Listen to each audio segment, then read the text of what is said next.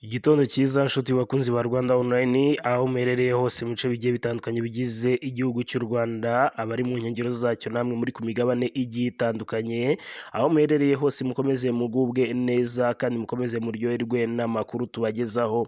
Turi kuwa kabiri tariki 2 z'ukwezi kwa 9 2025, uyu nguyu akaba ari wa mwanya tuza kubagezaho amakuru abagezweho muri aka karere duherereyemo, aho tugiye kunyarukira mu bice byinshi bigiye bitandukanye twareba byinshi bikomeje kugenda bihavugwa. Tutabatindiye munyemerere tubanze turebere hamwe ingingo nyamukuru tugiye kuganiraho muri aya makuru yacu. Turahera hano ku butaka bwa Repubulika ya Demokarasi ya Kongo. Ku munsi w'ejo niho habaye ishyingurwa rya General Peter Chirimwami Nkuba ndetse n'uwitwa Alexis Gisore. Abangaba rero bakaba barashyinguwe ku munsi Alexis Rugabisha bakaba barashyinguwe ku munsi w'ejo, nyuma rero yaho baguye mu rugamba rw'injyanamuntu rwahanganishaga igisirikare cya FARDC ndetse n'igisirikare cya M23. Aba basirikare bakomeye cyane hano ku butaka bwa Repubulika ya Demokarasi ya Kongo bashyinguwe nyuma y'amezi 7 yose batari bashyingurwa. Ese hari hategerejwe iki? Nacyo rero cyamaze gushyirwa ahagaragara. Icyari gitegerejwe kugira ngo abantu basirikare bakomeye kuri mu ngabo za FARDC babe bashyingurwa, aho rero cyatangajwe n'uwitwa Perezida Félix Antoine Tshisekedi Ikilombo. Byose rero uraje ubisobanukirwe. Ese bishwe ryari? Biciwe hehe? Ese nayo mateka yaranze bano basirikare bombi? Byose uraje ubisobanukirwe muri aya makuru yacu. Amakuru yacu n'ubundi turayakomereza n'ubundi ku butaka bwa Repubulika ya Demokarasi ya Kongo, aho hari komeje kugenda havugwa byinshi. AFC M23 yongeye kwatsa umuriro ku gisirikare cya FARDC, ingabo z'u Burundi, ingabo za FDL ndetse na Wazalendo. Nyuma yaho rero hari imbwirwaruhame zikomeje kugenda zigaragaza yuko buri ruhande rwaba rwamaze kuva mu biganiro, yaba ari ku ruhande rwa AFC M23, yaba ari ku ruhande rwa leta Kinshasa n'ingabo zayo FARDC. Bose bakaba bamaze kwidekarara yuko ibiganiro ubu ngubu atari byo bishyizwe imbere. Icyambere ari urufaya rw'amasasu ari rwo rugomba gukemura bino bibazo. Ni henshi rero hazindutse humvikana urufaya rw'amasasu, nabyo turaje tubirebere hamwe 5 kuri 5. Nyuma yaho rero buri ruhande rutanze gasopu ku rundi, ariko cyane cyane ku ruhande rwa FCM 23. Amakuru yacu turayakomereza n'ubundi hano mu misozi miremure y'Umurenge. Hamaze gutahurwa indwara bamwe mu banyamurenge barwaye, ikomeje kugenda ituma banga bene wabo ndetse nabo bakiyanga, bigasa nkaho rero bakomeje kugenda bagambanira bene wabo. Bamwe rero n'abitwa ba General Pacifique Masunzu, abitwa ndetse abitwa Bagasita ndetse n'abandi benshi bagiye batandukanye. Abo ngabo rero n'abari muri guverinoma cyangwa mu gisirikare cya Repubulika ya Demokarasi ya Kongo bagiye basa nkaho bagambaniye bagenzi babo mu misozi miremure y'Umurenge. Abo rero bagaragaje yuko ari indwara ikomeye cyane ituma ukomeza kugenda ukorerwa iyicarubozo ukagera igihe ukarimenyera, ahubwo none ugatangira kuryishimira ndetse no kurikorera bagenzi bawe. Ni ibyatangajwe rero ndetse n'umunyepolitike ukomeye cyane witwa Moise Nyarugabo, aho yagarutse kuri buno ubwicanyi bwakomeje kugenda burangwa hano ku butaka.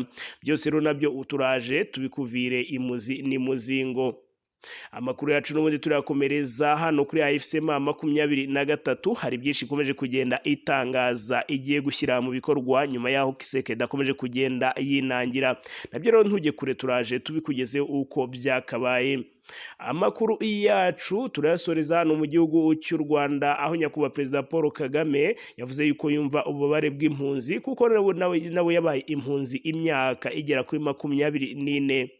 Yagaragaje yuko rero atari ugukunda impunzi cyane kuba rero iyo zigeze hano mu gihugu cy'u Rwanda zitabwaho kandi zigafatwa neza. Ati rero ibi ngibi ni ibikomere natwe dufite bitewe n'amateka ashaririye twanyuzemo.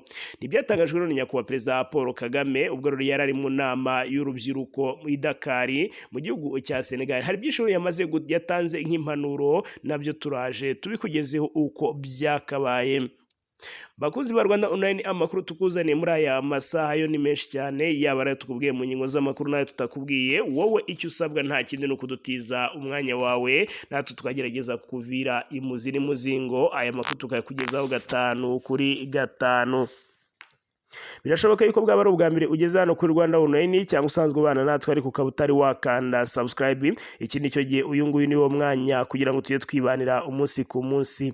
Nta kindi bisaba, nta yindi abonema bisaba usibye kunyarukira ugakanda subscribe cyangwa se abone kubakoresha ururimi rw'igifaransa, warangiza ugakanda kuri iriya nzogera iri hariya mu nguni kugira ngo igihe icyo ari cyo cyose dushyizeho amakuru ujye uhita wibonera notification cyangwa ubutumwa bugufi bugaragaza yuko hari amakuru ageze kuri Rwanda Online. Icyo gihe bitume uyumva akiri umwimerere atari yaba umuranzi. Nimba waramaze kuduhitamo udahwema kubana natwe umunsi ku munsi, nta kindi umuntu yakubwira usibye kugushimira kuko uri umuntu uw'agaciro cyane. Imigisha y'Imana nikomeze isendere mu ruhande rwawe, komeza uhirwe mu byo ukora, ari nako ukomeza kugenda wibanira natwe ukanda like, share na comment kuri buri biganiro ndetse n'amakuru tukugezaho kugira ngo ukomeze kugenda udushyigikira udutera n'ingabo mu bitugu. Munyemerero twanzike amakuru yacu tuyahere hano ku butaka bwa Repubulika ya Demokarasi ya Kongo. N'umuhango wabaye ku munsi w'ejo yari tariki ya mbere y'ukwezi kwa 9 2025, ukaba ari umuhango witabiriwe n'abanyacyubahiro benshi bagiye batandukanye bari barangajwe imbere na Perezida Félix Antoine Tshisekedi Tshilombo. Uyu muhango kandi wanitabiriwe na Vital Kamerhe ndetse n'abandi baminisitiri bose hafi ya bose bo ku butaka bwa Repubulika ya Demokarasi ya Kongo. Wari umuhango w'amarira n'agahinda ndetse n'amarira yaba ari ku muryango wa Peter Chirimwami ndetse n'uyu nguyu no ku muryango w'uyu nguyu Alexis, ndetse abo bose bakaba bose baraguye muri no mirwano yabahuzaga n'igisirikare cya M23. Yaba ari Colonel Alexis Rugabisha, yaba ari General Peter Chirimwami Nkuba, bose bakaba bashyinguriwe icyarimwe.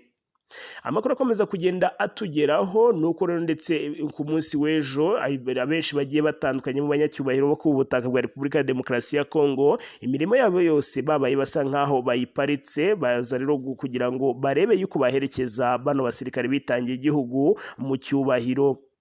Mu mbwirwaruhame zigiye zitandukanye haje gutahurwa impamvu bari bamaze amezi ageze kuri 7 batari bashyingurwa. Bitangazwa yuko Perezida Félix Antoine Tshisekedi Tshilombo ngo yari yizeye yuko runo rugamba ashobora kuzarutsinda akazashyingura zino ntwari za Repubulika ya Demokarasi ya Kongo mu cyubahiro, ndetse banabatura intsinzi yuko bamaze gutsinda umwanzi wabo ariwe M23. Wanivuganye bamwe mu bayobozi bagiye batandukanye. Gusa rero nyuma yaho ngo babonye yuko ibintu bikomeje kugenda bigorana kugira ngo batsinde runo rugamba bitari ibya none, baje gufata umwanzuro yuko rero bashyingura uyu nguyu General Chirimwami Nkuba ndetse n'uyu Colonel Alexis Rugabisha. Abo bose rero bakaba bahise bashyingurwa bitewe nuko intsinzi ikomeje kugenda ijya kure nk'ukwezi.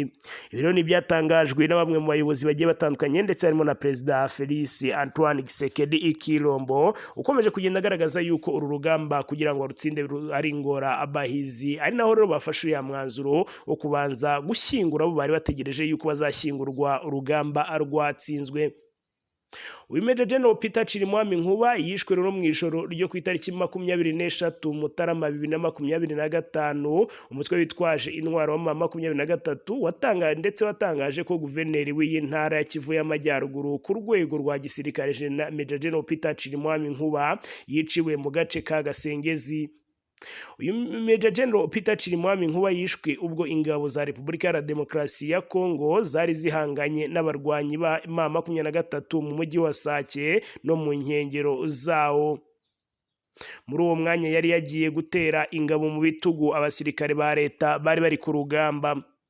Uyu musirikare kandi yavukiye mu bwoko bw'abashi mu mujyi wa Bukavu, intara ya Kivu y'Amajyepfo. Akazi ke kose ndetse yagakoze araki gisirikare yagakoreye mu gihe kinini cyane mu burasirazuba bwa Repubulika ya Demokarasi ya Kongo.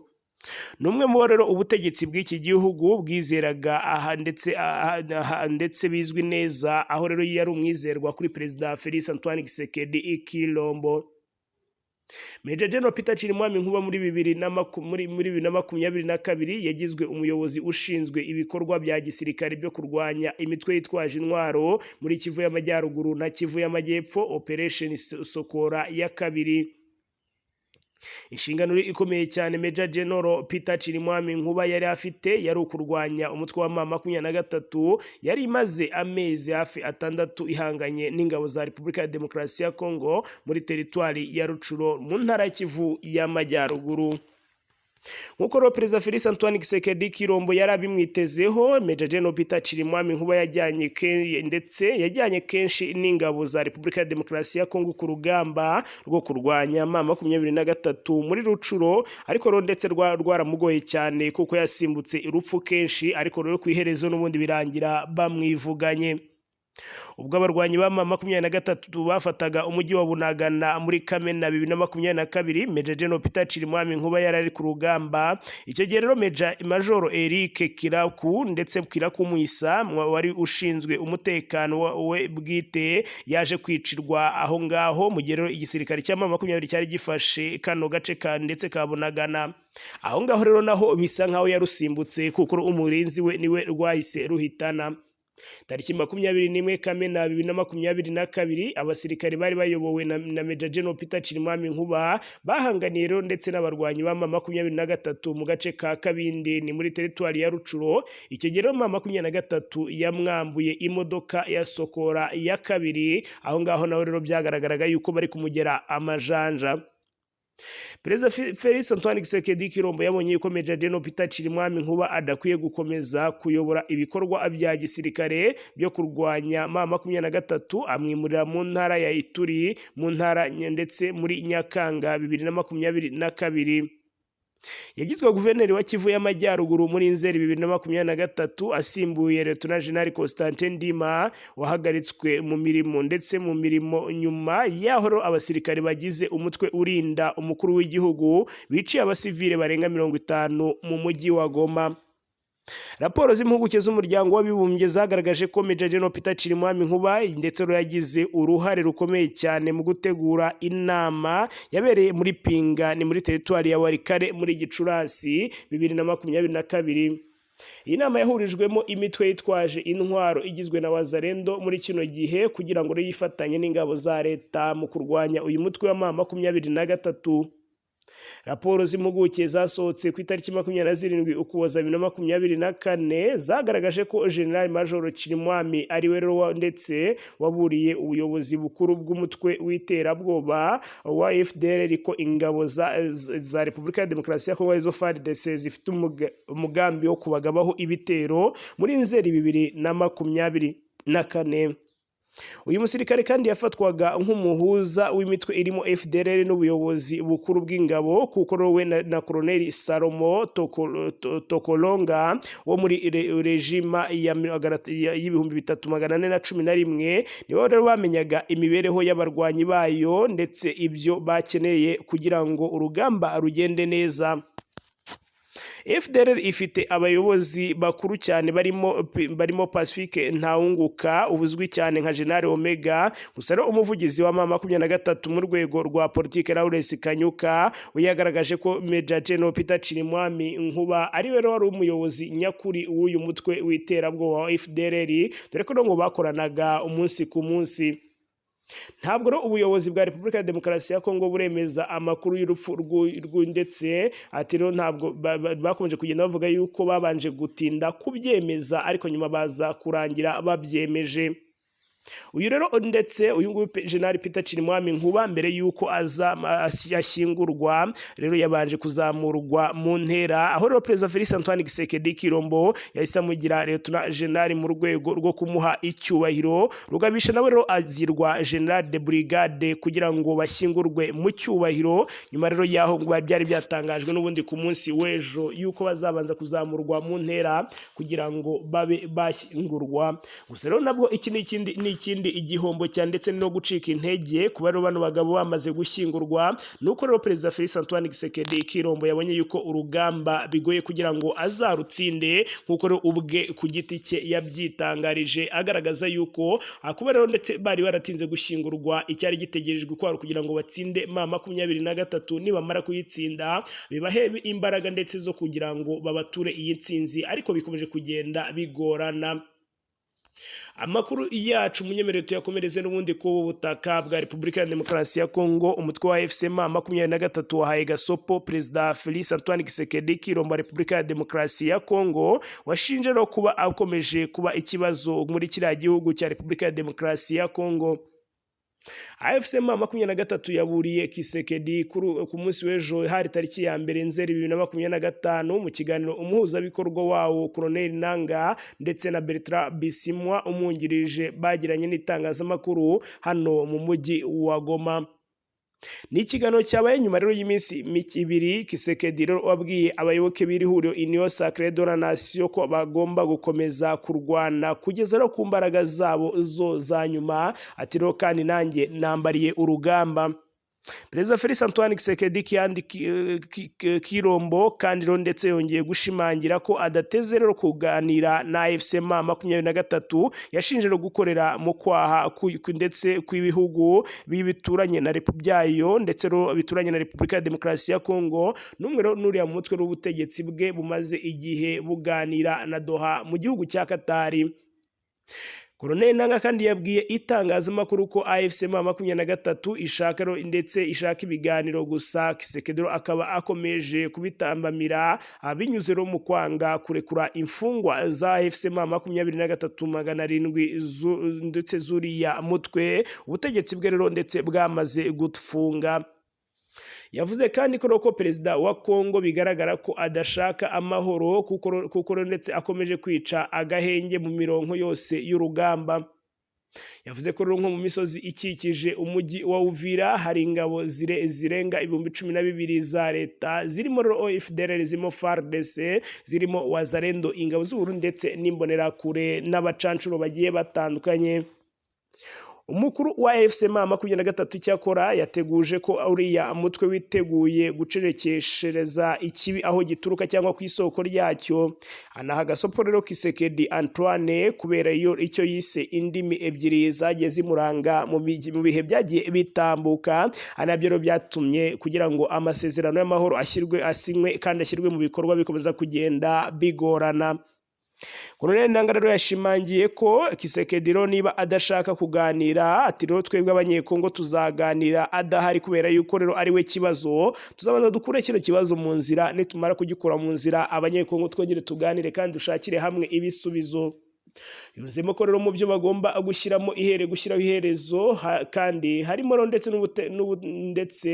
n'ubutekamutwe bwa Kisekedi, ahamya ko rero we bwigeze kumugiraho n'ingaruka. Amakuru yacu n'ubundi munyemerere tuyakomereze ku butaka bwa Repubulika ya Demokarasi ya Kongo, aho rero ndetse rino huriro rikomeje kugenda ritanga gasopo mu bice byinshi bigiye bitandukanye. Ubu ngubu muri aya masaha y'iki gitondo ku musozi wa Gasopo ni hano rwose muri territoire ya Walikale, ni muri Kivu y'Amajyaruguru ku butaka bwa Repubulika ya Demokarasi ya Kongo, hazindutse haba ambush y'amateka, aho ingabo za M23 zateze ambush igisirikare cya Wazalendo gisa nkaho rero gikomeje kugenda kigaragara muri bino bice, bikaza kurangira ndetse rero bategewe kubijyaye ku kirombe cy'amabuye y'agaciro, ari naho rero bari bakomeje kugenda nabo berekeza cyangwa bashaka gushyira ibirindiro. Bari barashyize ibirindiro ayo hafi y'icyo kirombe kugira ngo bakomeze kugenda bakigenzura. Ahangaha rero niho igisirikare cya M23 cyaje kumenyera amakuru kizenguruka ako gace, ndetse no n'umusozi usa nkaho uhanamiye undi musozi wa Gasopo ubarizwa muri territoire ya Walikale. Ahangaha rero niho hongeye kumvikana urufaya rw'amasasu hagati y'impande zombi, aho rero zari zihanganye.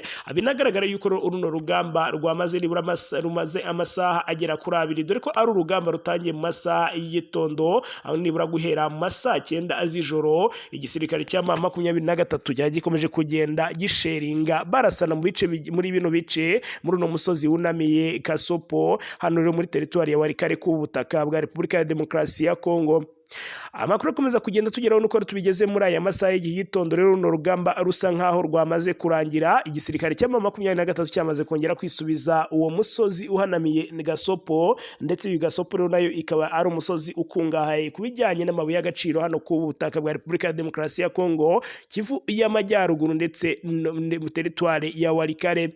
Uyu musozi rero nawo ukaba wamaze kwiyongera mu yindi isanzwe igenzurwa n'igisirikare cya M23, nubwo Wazalendo zo zikomeje kugenda zanga kuva ku izima, dore ko ngo zahigiye kuko zigomba kwisubiza uyu ndetse ino site y'ubujyanye n'ubucukuzi bw'amabuye y'agaciro ibarizwa muri territoire ya Walikale. Ibi rero bikomeje kugenda bituma n'ubundi mu bice byinshi bigiye bitandukanye byo muri no Warikare hakomeza kugenda humvikana urufaya rw'amasasu. Amakuru yacu munyembere tuve muri Kivu y'Amajyaruguru kubijyanye n'imirongo y'urugamba tuyakomereze rwose hano muri Kivu y'Amajyepfo mu marembo yinjira mu mujyi wa Uvira. Ahangaro naho ari kumvikana urufaya rw'amasasu. Ni mu gace ni hagati ya Kavimvira ndetse no mu gace ka Uvira, ndetse ni hano rwose muri Kivu y'Amajyepfo ku butaka bwa Repubulika ya Demokarasi ya Kongo. Naho hazindutse humvikana amarokete, amabombe ndetse n'amasasu asanzwe, byose bikomeje kugenda bibisikana mu kirere rwose cya Uvira. Amakuru akomeza kugenda tugeraho nuko zino Wazalendo zari zikomeje kugenda zarigize akaraka jyahe zimaze no ibizirindiro byabo bimaze gusenywa n'izi ntare za Sarambwe. Isaha iyo ari yo yose ushobora kujya ukumva izi ngabo zose zimaze gusesekara hano mu mujyi wa Uvira. Amakuru yacu munyemerere tuyakomereze n'ubundi hano ku butaka bwa Repubulika ya Demokarasi ya Kongo, aho hamaze kumenyekana indwara abitwa ba General Pacifique Masunzu ndetse n'abitwa ba General Gasita. Abangaba bakaba ari abanyamurenge bateye umugongo bene wabo, ahubwo bagatangira kubivugana babasukaho urufaya rw'amasasu. Benshi bakaba bamaze kuhagwa, abandi bakaba bamaze guhunga, bigizwemo uruhare n'aba bita ngo ni bene wabo. Hamaze gutahurwa rero indwara bano bantu bashobora kuba barwaye ya yindi wici ukorerwa iyica rubozo, ukazagera igihe ukaryakira, warangiza ahubwo ukajya uryishimira, byanaba ngombwa ukarikorera n'abawe. Guverinoma y'u Burundi ndetse yohereje abasirikare benshi hano muri kano gace hano mu mujyi wa Goma, mu mujyi wa Uvira, ndetse no mu rwego rwo gufatanya n'aba generali harimo General Pacifique Masunzu ndetse na General Gasita, kugira ngo bagere bafatanye kwivugana bene wabo baturage b'abanyamurenge. Ni ingabo rero zigeze mu bihumbi 10 nkuko bikomeza kugenda bitangazwa na bamwe n'umunyepolitike witwa Moise Nyarugabo. Aya makuru yashyizwe hanze n'umunyepolitike Moise Nyarugabo mu kiganiro yagiranye n'itangazamakuru hano mu mujyi wa Goma mu ntara Kivu y'Amajyaruguru. Amakuru akomeza kugenda atugeraho nuko rero Nyarugabo wo mu bwoko bw'abanyamurenge yavuze ko ino ntambara harimo ndetse yatangijwe n'abamayimayi bo mu bwoko bw'abafurebo, ababeme ndetse n'abayindo bari bamaje kuzashyirwa, ndetse bari batangaje yuko bazashyirwa ari uko bamazeho ubwoko bw'abanyamurenge hano ku butaka bwa Repubulika ya Demokarasi ya Kongo. Yavuze ko rero ubwo mayimayi zatangiraga gukuwagabaho ibitero ku baturage b'abanyamurenge, leta ya Kinshasa yareberaga nkaho ndetse nta cyabaye ndetse nta kiri gukorwa, kandi ngo rero nyuma yo yaje kubyinjiramo ifasha zino mayimayi ngo aribwo rero ndetse bavukaga twirwaneho. Moise Nyarugabo kandi yanasobanuye ko bishe barasenya imihana igera kuri 100, barayitwika, ndetse inka zigera ku 500 ndetse izi rero zaranyazwe ndetse zirancuruzwa zigera mu bihugu, ndetse aho yakomeje agira ati abanyamurenge barishwe ndetse imyaka imaze kuba myinshi, bishwe urubozo, bicwa bahagaze, abandi baricwa bavaho barashira. Yavuze kandi ko muri 2022 leta y'u Burundi yagiranye amasezerano na Kongo y'ubufatanye mu bya gisirikare birimo no kurwanya umutwe wa Red Tabara ndetse na Forebu, ariko ko abanyamurenge baje gutungurwa no kubona rero abarundi bahoze bari ndetse babakira nabo rero ndetse bakomeje kugenda bafatanya na leta ya Kinshasa kubagirira nabi. Yavuze ko mbere hose iriya leta y'u Burundi yabanye neza n'abanyamurenge ngo kuko ndetse babahaye ubuhungiro, ndetse ashimangira ko ndetse n'ubu bamwe bagihabwa ubuhungiro nubwo ibintu bidahagaze neza, nubwo harimo rero abenshi banaguye za Gatumba, hakaba rero ndetse nta n'ingamba zigeze zifatwa, ariko igihe rero hagize ikibaye haba rero ndetse Uvira ndetse no mu misozi, ndetse hagomba kuba rero ndetse bakomeza kugenda bahungira mu gihugu cy'u Burundi. Uyu Moise Nyarugabo rero yakomeje avuga yuko ko mu misozi miremure ndetse n'imigufi harimo batayo 12 cyangwa 15 z'ingabo z'u Burundi, zikaba rero zigizwe n'abasirikare barenga 10,000, maze rero agira ati rero nta kindi kibaraje inshinga, nta kindi rero gikomeje kugenda gituma bisuka ku butaka bwa Repubulika ya Demokarasi ya Kongo, usibye rero kugaba ibitero ku baturage b'abanyamurenge. Ni naho rero yavuze ko ndetse zitwaje ko zije guhiga Red Tabara, ariko rero uri umutwe rero wifatanya n'uwa mayimayi mu kurwanya abanyamurenge. igitangaje rero zino ngabo z'u Burundi nazo zifatanya na Mai Mai, avuga yuko rero ibyo bintu bigeze ubu ndetse kugeza ubu ngubu ndetse bitari byumvikana neza.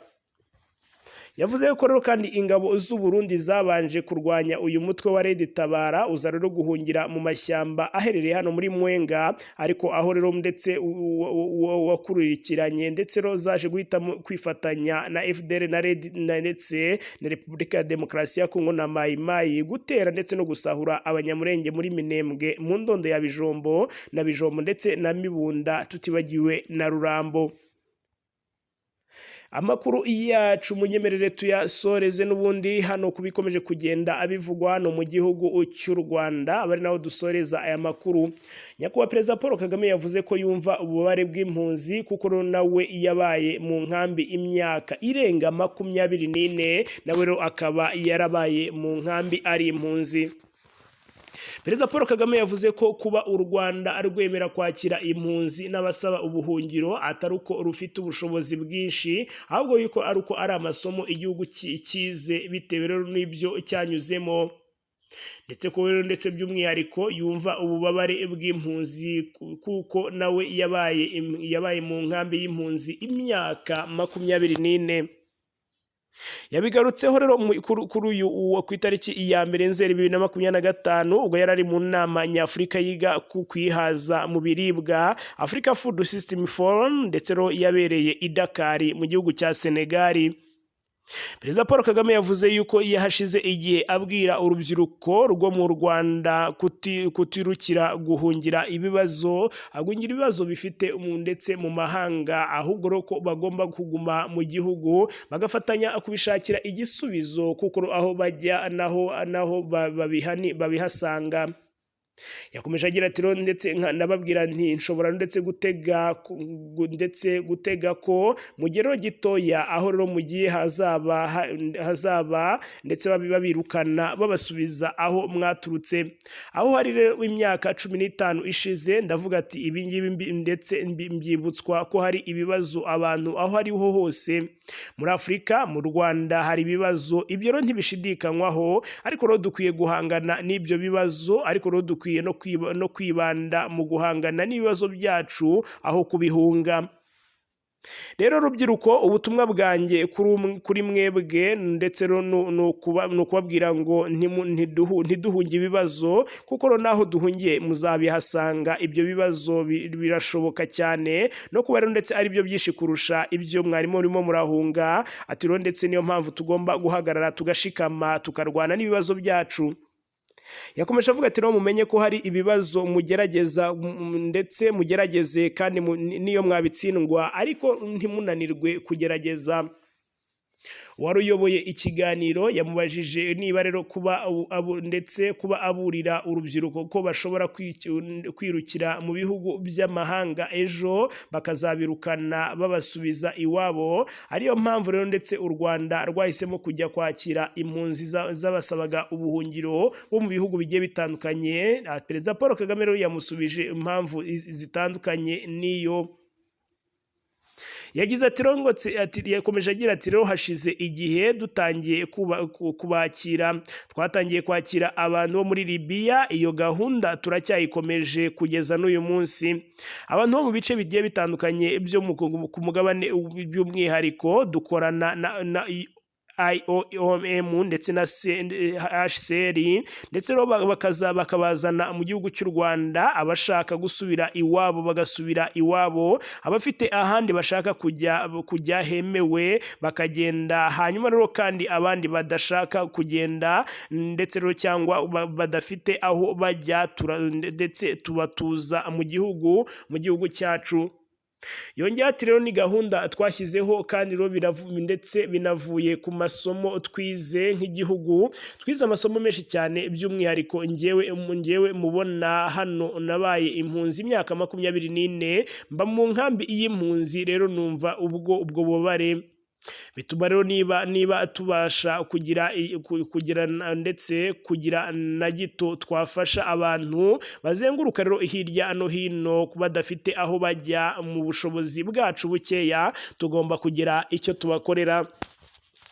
ku itariki 10 Nzeri 2019 nibwo rero guverinoma y'u Rwanda, Union Africaine ndetse na HCR byashyize umukono ku masezerano yo kwakira impunzi ndetse n'abasaba ubuhungiro bagacumbikirwa i Gashora mu karere ka Bugesera. Ni amasezerano yasinywe i Addis Abeba ku cyicaro cya Union Africaine nyuma y'ubushake bwa Perezida Paul Kagame yagaragaje ko u Rwanda ndetse rwakakira izi mpunzi z'Abanyafurika zageze muri Libya zishakisha ubuhungiro n'amahoro, ariko ntizaje kubigeraho. N'Abanyafurika bagenda baturuka mu bihugu byinshi cyane birimo umutekano mukeya, ntibashobora ndetse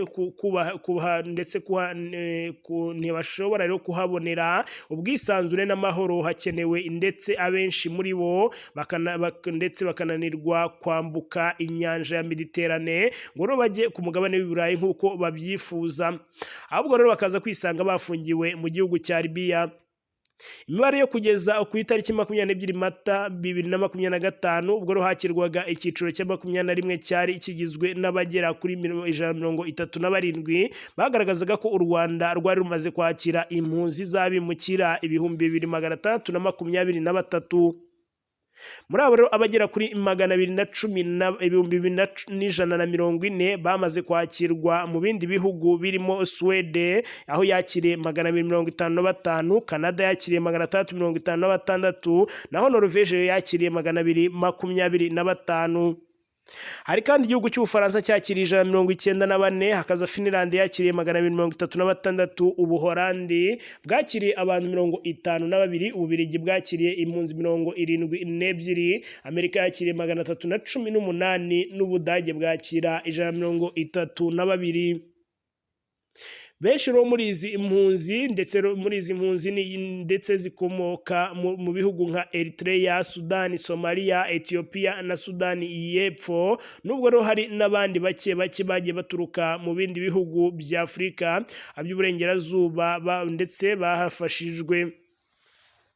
Imibare igaragaza ko kugeza kuri 2022 kugeza tariki 22 Mata 2025 u Rwanda rwari rumaze ndetse rwaba rufite impunzi n'azabimukira baturutse muri Libya bangana 555 bo mu bihugu nka Eritrea, Ethiopia, Sudani y'Epfo, Somalia, Sudani y'Amajyaruguru, Mali na Cote d'Ivoire.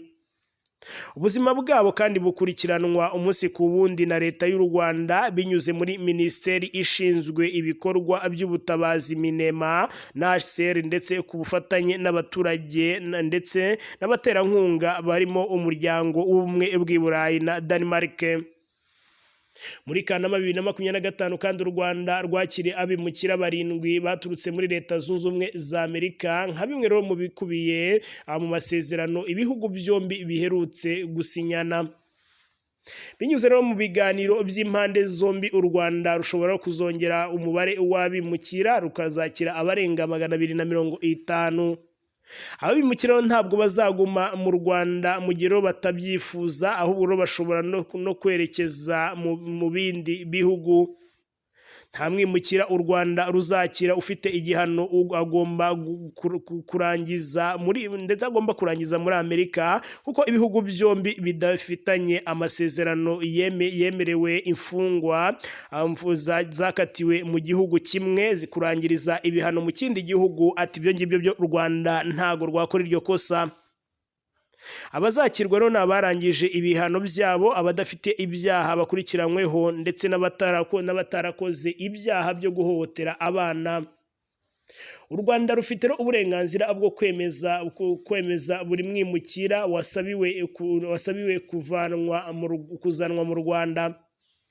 Abemejwe rero ndetse bazajya bahabwa amahugurwa y'umurimo, serivisi z'ubuzima ndetse n'aho kuba kugira ngo batangire ubuzima bwabo mu gihugu cy'u Rwanda, banagira amahirwe yo kugira uruhare mu rugendo rw'iterambere ry'igihugu cy'u Rwanda. Ikindi ni uko Amerika izagenera inkunga u Rwanda nubwo ibijyanye n'ingabo yayo ndetse n'ingano yayo cyangwa indi miterere yayo itari yamenyekana. bakuzi ba Rwanda Online munyemerere dusubikire ahangaha yene makuru twa dufite rakomeje kuyenumvikana muri aka karere duherereyemo turaza kongera kugaruka mu masaha ari imbere tuje kubagezaho andi makuru abagezweho mugubwe neza kandi mukomeze